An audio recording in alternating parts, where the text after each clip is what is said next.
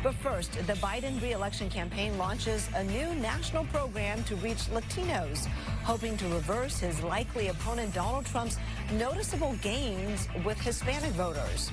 You're watching Getting Answers. I'm Kristen Z. Thanks for joining us. Today, President Biden is in Nevada and Arizona, where he's announcing Latinos con Biden y Harris. Recent polls like this New York Times Siena College poll from last month shows Trump currently ahead with Latino voters with 48% over Biden's 43%. That is, if the contest were held today. Now, this is a huge change from 4 years ago when Biden won Latino voters 2-1 over Trump. Joining us live now to talk about the courting of the Latino vote and why it matters, Christian Arana, Vice President of Civic Power and Policy at the Latino Community Foundation. Hi, Christian. Hey, Kristen, how's it going? It's going great. Thank you so much for making the time to chat with us today because of the Biden initiative. How important will Latino voters be in this presidential election? Well, Latino voters are going to be decisive for this election. There's a reason why President Biden is visiting Nevada and Arizona today, because he understands that the Latino vote is going to be consequential to whether or not he wins this November. And it's not just the president.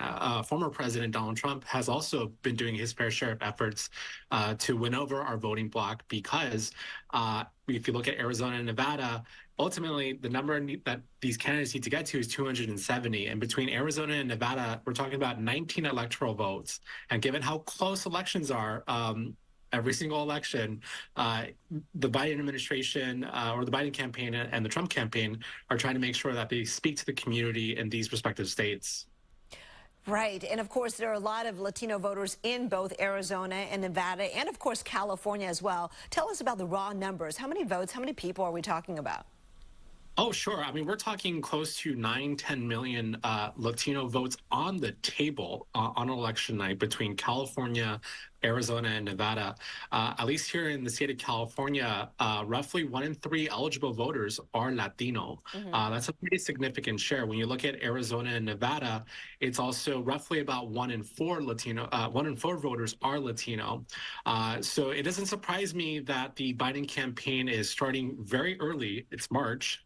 We're still months away from the November election, but they understand that Latino voters coming out to vote and them trying to vote for them is going to be absolutely important for their victory in November. All right, so tell us more about this new effort, Latinos con Biden y Harris. What is its aim and how will they achieve it?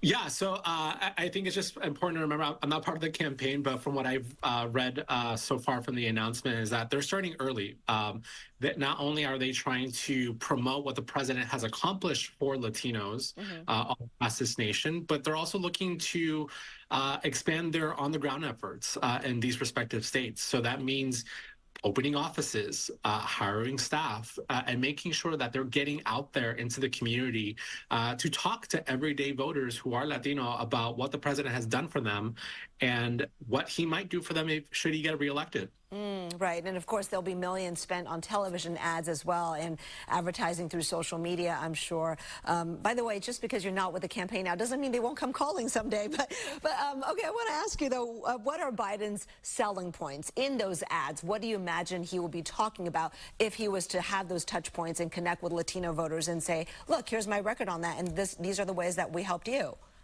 Yeah, so there's been quite a number of accomplishments that the Biden administration has accomplished since he's become president.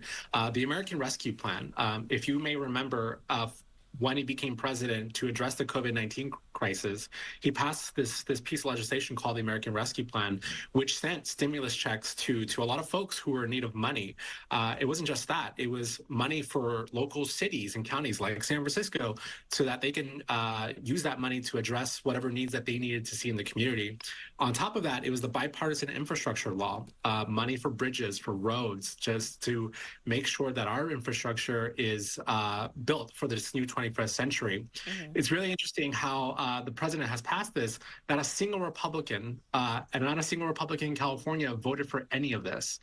So I would imagine that the president and his campaign are going to really try to sell this, not just to voters generally, but for Latino voters who may have benefited from these pieces of legislation. So if they are You know, if they have these concrete pieces of legislation and these concrete wins, why do you suppose that is that we were looking at the poll numbers showing that last month that poll showed Trump with 48% versus Biden 43% with Latino voters?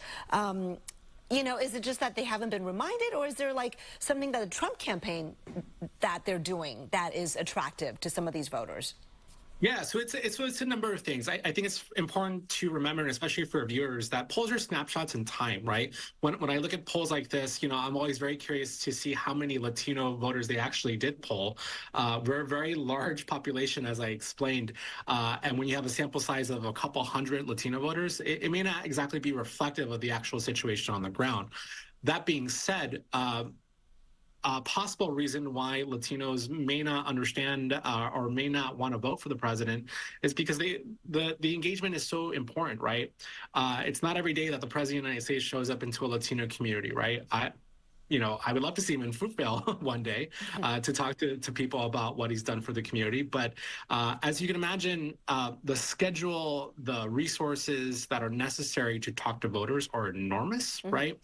And, and the fact that the campaign is starting this effort today just signals to me that they're going to be very serious about courting our votes to not only, as I mentioned, talk about what exactly he has done and make sure that people are aware of it, also make the selling point for why he should get another 4 more years. And do you think the path to that vote is through talking about economic bread and butter issues and not issues maybe that are more prominent in the headlines like immigration? Yeah, it's interesting. I mean, because the Latino Community Foundation has commissioned a poll regularly throughout elections. What we found is that the economy is consistently a top 1, 2, and 3 issue for our community.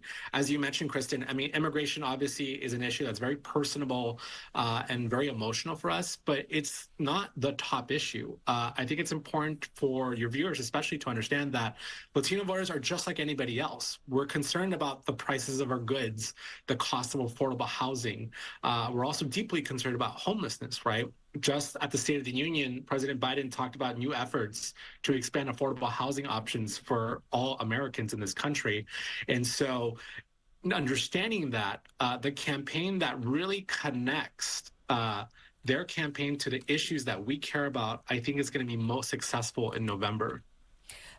In addition to the Biden-Harris administration's efforts, I know you guys at the Latino Community Foundation are doing your own work to try to engage voters, educate voters, and support the population. Talk about some of your key efforts.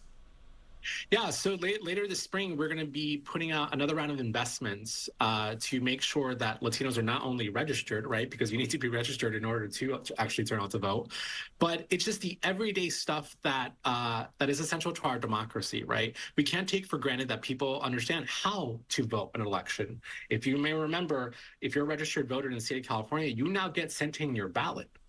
You no longer have to put a stamp on it. And so there have been many changes to how we vote, at least here in the state of California, that sometimes people may not be aware of, right? And that may be a reason why certain people don't turn out to vote. And so our investments are to make sure that we're working with those local community-based organizations to not only help explain to Latino voters about what's at stake in this election, but also educate them throughout this entire process about how to actually turn out to vote. Because we know that when our community does turn out to vote, that it's going to make a difference from the mayor of San Francisco all the way to the presidency in this country. All right. Kristen Arana, Vice President of Civic Power and Policy at the Latino Community Foundation. Thank you so much. A pleasure talking with you. Thank you, Kristen.